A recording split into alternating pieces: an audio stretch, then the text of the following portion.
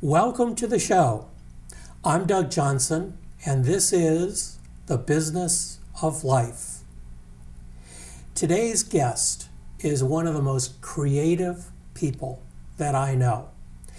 Kate Tonti and I have been friends for years, and I've known her as she's traveled through a career of marketing for financial institutions and some very interesting family-owned companies.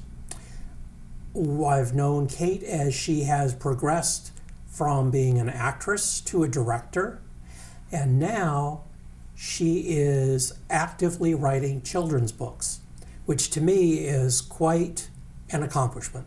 So Kate, welcome to the show. Doug. Happy you're here. Thank you so much for having me here today. You are so welcome, and I'm so thankful that you're here so that we can talk about your retirement years. And both of us know that neither of us is that old, right? Right. So one of the things that you and I have talked about through the years is the fact that everyone has a story. What do you mean by that? Well, for me, Doug, I think it's interesting every time you meet someone, if you ask them, how are you? They'll answer that question, and without much prompting, they'll start telling you their story. I think there's more of that recently as people have been isolated and are coming out of isolation and reconnecting again, that there's such a desire to reconnect and tell others, you know, this is what I've been up to, and this is what's happened to me, and you know, this is where I was, and this is where I'm coming to, and people are fascinating. You know, you think your neighbors, your friends, your acquaintances, your business partners, your coworkers, you may know a lot about them, but there's always another story there, and that's what really fascinates me and interests me about people, is just finding out their story. Where do you come from? Well, what a segue, Kate. You are so good. What is your backstory? Well, my backstory is I am not just the child of immigrants. I am an immigrant myself. My dad and I immigrated when I was 2 years old. My mom was already here. She had immigrated before me. And my 5 minutes of fame is that my dad and I immigrated on the Andrea Doria before it sank a couple of years later. And I grew up in Cleveland, and my entire education really was kind of focused on the arts and the fine arts, whether it was writing or theater or whatever it may be. But interestingly enough, I made my living in a business environment. So trying to really understand how to use that art background in business was really a journey for me. Many people said, oh, you're never going to use your theater background. Like, I use my theater background every day. Every interview is an audition. Every day of work is a performance. Every performance review is a critic's review. So for me, there was no, what's the huge transition from one to the other. It was, choices that I made about pursuing theater professionally or not. And for many, to be or not to be. That's perfect, to be or not to be. But I chose to stay close to my family and really practice my avocation while I was working in business. And you did that, both as an actress and a director. I did. So if you would, talk about the difference between acting and directing. Wow, okay. So directing is really, to me, the more creative of the two disciplines. As a director, it's your responsibility to take a work of art and make it 3 dimensions. You have a script, which is kind of 2-dimensional, and it's your responsibility to find a creative team that helps make it 3-dimensional.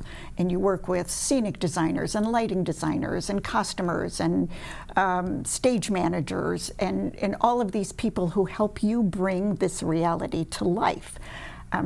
Acting, to me, is much more kind of focused and singular. It's, yes, I'm part of a team, but I need to know my lines, I need to know my entrances, I need to know where my props are, so it's it has that more narrow focus. You as a director have to worry about all of those things and make it work.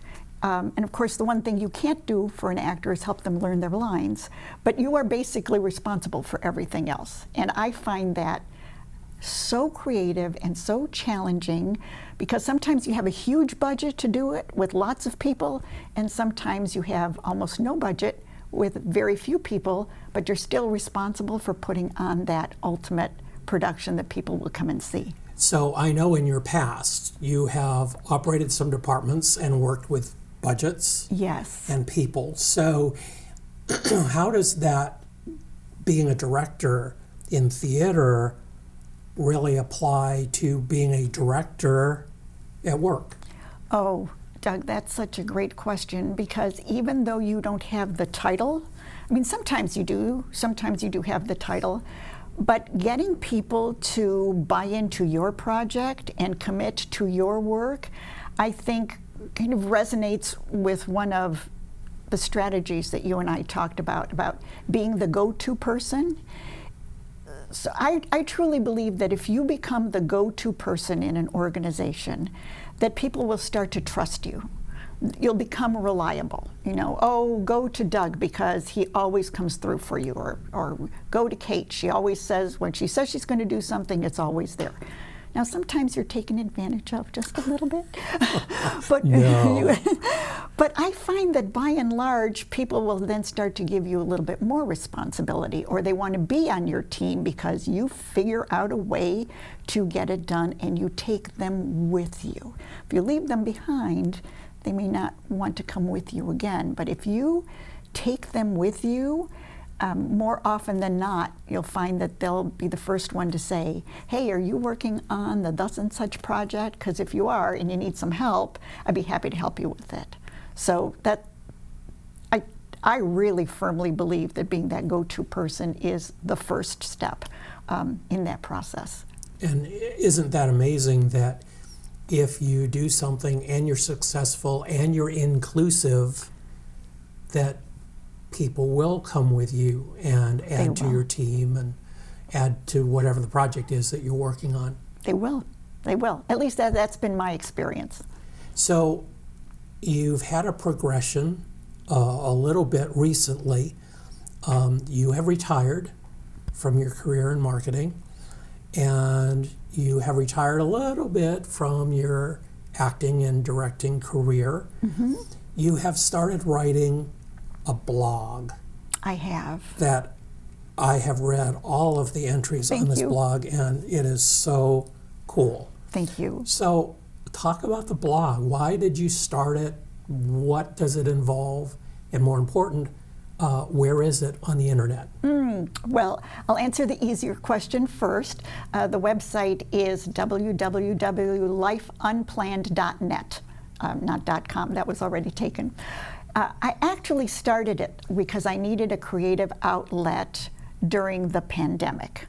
So I stopped working on a Friday and the world shut down on a Monday, and I really needed to do something creative. And a creative solitary project is writing. And I've always enjoyed it. I always loved it. To me as a director, my favorite part is script analysis and reading and trying to understand what the playwright is trying to say. So I thought, you know, I'm just going to start writing essays about anything I want. And the gift in all of that is, I didn't have to really market it. I just sent out a link to my friends and said, hey, if you want to follow me, great, and if not, fine. So it's not like a site where you need followers to become an influencer or anything like that. So that was an easy thing. The challenge with a blog is that you then have to keep it going. Mm-hmm. So I know some people who have started one, and after about the 8th or 9th one, like, well, I've kind of run out of ideas. So I choose to post every 2 weeks, and then I spend those 2 weeks trying to write an essay about something interesting, and then trying to find an interesting way to write about something interesting, so it's not always well, back in the day, or, Who remembers when we did thus and such? So that's the hard part. Well, and I've also noticed that you have connected some musical references. Yes. Which is really neat. Thank you, Doug. So I always try to look for a title of a song and give credit to the songwriter and the publishing.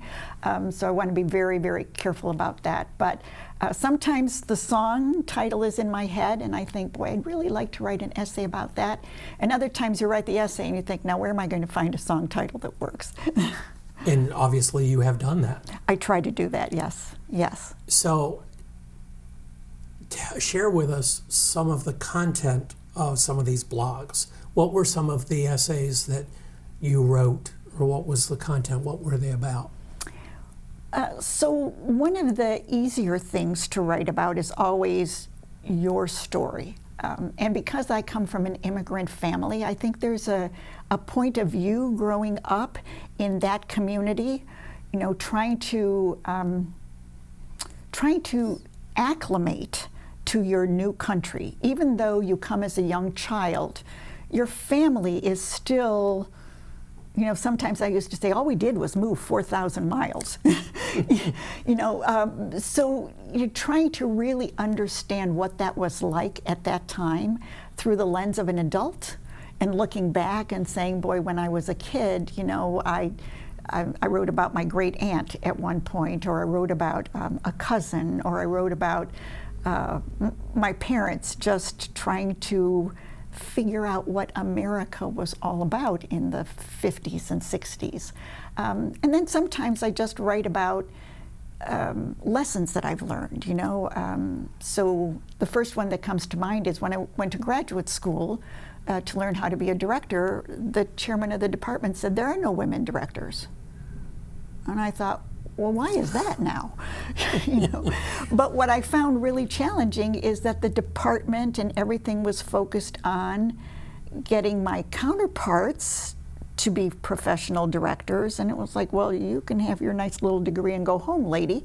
But what I should have done was go find a graduate program where they thought women could be directors, and clearly that was the case. I mean, there are women directors who are of my age who have won Tony Awards and all the accolades in the world. So, you know, it's about those experiences that I write about, and if people want to read it, that I so welcome that, and if not, that's okay too.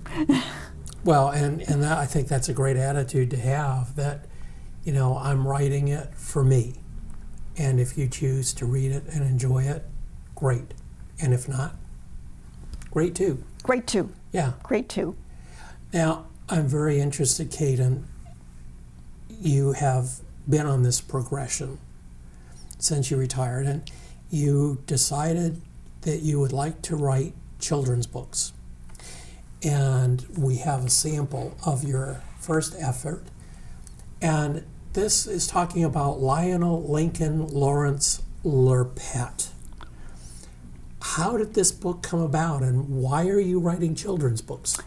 Oh, Doug, well, that book came about because my brother's name is Lawrence, and he is the inspiration for this book because when we were growing up, he was studying music, and he played the drums, and it was so loud in the house that my parents and grandparents and I lived in a multi-generational family, would all end up outside or, you know, taking a Sunday drive while he practiced because it was so loud. And I actually wrote that in 1997, and it was rejected by 50, 60, 70 publishers. Another example of, you know, listening to people who say, sorry, your work isn't good enough. And of course, at the time, the only way to get published, or at least the only way I knew to get published, was to go through a publishing company. So it just sat in a drawer, and every 4 or 5 years, or every time I moved, I would look in the file folder and go, oh, right, my Lionel story. But now with self-publishing, you actually can go ahead and and publish your work and find a collaborator, which I did, and work with a graphic designer, which I did. And so Lionel is coming to life. This is the prototype, and I just signed off on the final files today. And hopefully it'll be available in October. Oh, I think that is just wonderful. And then it sounds like you were on a roll because you are in the process of writing another book. And this is a children's book also. It is. And it concerns the alphabet. It does. And I know when we were together recently and you were talking about how you came up with different things for the letters. And this book is going to be wonderful. These are the sketches of some of the initial pages. Preliminary. Kate, what I'd really like for you to do, if you would, is use some of your acting skills. Okay. And if you would read, not all 26 letters, but Okay. you know, a good number of the letters that you enjoy, and tell us the backstory. Okay. Well, if I can start with the backstory, it might make sense. So I wanted to write a children's alphabet book that was different, other than A is for apple and B is for ball. And so I started with criteria. I said, so what's my criteria? 26 letters. Oh, let me make this really challenging and make them all poems. Let me make this really challenging, and they're going to be limericks. So limericks have a certain rhythmic pattern, iambic pentameter. They have to rhyme a certain way, otherwise they don't work. And so the first draft of the 26 letters all started with, two ducklings named Darla and Dan. And then the next one was a flamingo named Frank. And so I wrote them, and I thought I was really, really, making a lot of progress. And so I sent the finished first draft to a friend of mine, and I'm thinking she's going to, send them back and go, great. Thumbs up. Thumbs up, exactly. And she said to me, Kate, I really like them, but I think you can do better. And I thought, gee, I wonder what she means by that. She said, it's a little redundant to start 26 limericks all the same way. And I thought, yeah, I knew that was an issue. I just didn't know how to fix it. So again, one of the gifts that came out of the pandemic was my ability to spend hours rewriting them with sticky notes all over the kitchen walls, and thank goodness for the rhyming dictionary, because then you can start to twist them around so the name doesn't always have to come first, or some animals are working in pairs and some are singular, and sometimes it's the child looking at the animal, and sometimes it's the animals observing themselves. And so I try to really take into account all kinds of things like naming conventions, and maybe animals that were, just like, well, this one's a really tough one to work with, but step up to the challenge and figure it out. So that's the backstory. But now there are 26 limericks, and they don't all start with da-dun, da-dun, da-dun, da-dun. Is there a letter of the alphabet that you want to hear, Doug? Oh, any would be fine. Any? Okay, well. Choose your favorites. Okay. Well, here's the letter E is for Eugene the elephant, except that there are 8 elephants, all named Eugene, drive around in a big limousine. And it surely appears that when each flaps his ears, they become one big flying machine. And so thanks to the artist, she was able to, draw a limousine with 8 little elephants all flapping their ears. So so that one was kind of fun. And then I'll just read one more for you, which is, these are kangaroos. And they're all trying on different pairs of shoes. So look at all of these kangaroos. Each one of them wears such big shoes. But here is the catch, not a one of them match, and nobody knows whose are whose. So, it has an opportunity for the children to count shoes and name the kangaroos and do some other fun things. So I'm looking forward to the final sketches and maybe getting this out by the holiday too. By the holidays. Hopefully. Great. Hopefully. Well, everyone should look for that. It's Thank going to you. be just wonderful. Thank you, Doug. So, Kate, you've done so much. You've been very successful, and so many different pieces of the puzzle of your life, and seemingly all created by, or all connected by creativity. So let's talk about how you've been successful being creative, and you've already talked about one of your successes or your strategies for success, and that is be the go-to person. Your second one is embrace your obstacles. What do you mean by that? Sometimes, Doug, it can be very easy to just, throw your hands up and say, I'm so done with this, and everyone has a different tolerance level, and everyone has a different kind of passion for that too. But I have just found that sometimes you just have to look at something and go, you know what, this is going to be hard. It's just not going to be easy. It's going to cost time, effort, passion, money, whatever it may be, but I am going to see this through.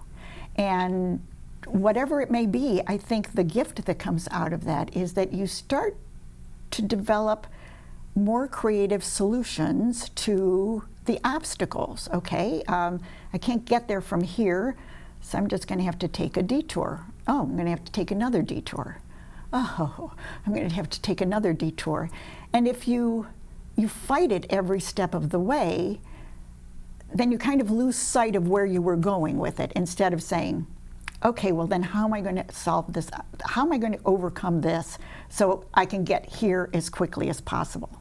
And I think many of us have just experienced, wow, it took me a long time to get here. It was a long and winding road. Well, 20 years for your first book. 20 years, Right. Yes. But if it means something to you, then it just kind of sits in the back of your brain sometimes. You go, all right, maybe now it's not the right time. Or, well, maybe I just should ask more people for help. Or, maybe I'm just going to have to sit down and figure out another way to do it. And I've also found that to be true in a work environment where you are responsible for huge projects, but your budget got cut, or the company reorged, and now instead of having a department of 3 people, you have a department of 1, and that's you, and you're still responsible for getting it done. So, sometimes it makes sense to just say, I really can't move forward with this anymore. But other times it's like, all right, well, I'm just going to have to figure it out. So the goal is on the other side of the fence. How do I get around or over? Or under, or through, or above, or whatever it may be. And it's, if you're flying solo on that, it can be very easy to get discouraged. And but sometimes you need that other person, that voice, that I think you can do better person to go, you're right, I just need to regroup and rethink this through. Okay. And get some energy to move forward with it again. Because otherwise you just go, wow. Well, and that really kind of ties into the third strategy, which is approach your projects with quiet determination. What is quiet determination? Oh, I learned that one the hard way too. Sometimes when you find an obstacle, it's just easy to go, well, to just blow it out of proportion, I can't do this. This is so hard. I don't have the resources that I need. This is incredible. Why did they give me this project? Instead of just detaching for a minute and just going, okay, I guess I'm just going to have to figure this out. And again, I think number 2 and number 3 are very closely aligned, but it's I think oftentimes, especially with children and young adults, they hear a lot about you have to fight for what you want, you have to fight for this, you have to fight for your dreams, and to me that sounds very aggressive and very kind of not my cup of tea. But I think it's different if you frame it up with, if this is what you want, there's going to be a lot of challenges along the way. Call them challenges, obstacles, whatever you will. But if this is what you want, you're going to have to work diligently to get there in spite of these obstacles. Now, is this really what you want to do? If it is, okay. Just know that it's going to be bumpy. And whether it's a college professor who tells you, no, this isn't for you, or a manager who tells you, well, I'm sorry, it's your project, you have to keep going, whatever that may be, to just kind of find the internal resources that allow you to go, okay, I've got this. I just have to figure out how to do it, the how. You know what you want to do, it becomes the, okay, now how do I do it? And how do I make that happen? Okay. So, Kate, we don't have much time left, but do you have any last words of wisdom for our audience so that they can live a more successful life? I don't know that it would be advice at all, but I'm finding it more important every day to just be kind. Just being kind. Just being kind, and whatever kindness looks like to you, whether it's pushing the wayward shopping cart into the cart carrier, or actually listening the whole time someone starts their narrative or story, or taking someone's trash can back for them, whatever it may be. But I'm just finding that the need to be kind is greater and greater. Well, and this is a perfect tie-in. Yesterday, we were coming back from a shopping expedition and came by a church, and they had a sign out in front that said, "It's okay to disagree as long as you are kind." So perfect tie-in. Thank you, and, Doug. and isn't that the truth? I think so. I think there is so much discord and so much disagreement that instead of going to the corners, if we can just gently come to the middle, we don't have to agree, but we can be a lot kinder about disagreeing. So that's my hope. I know I'm not successful 100% of the time with that, but it's in progress. That's it. That's it, yes. Kate, thank you so much. Oh, Doug, it has thank truly you. It been has a pleasure. just been a joy. Thanks so much for this invitation.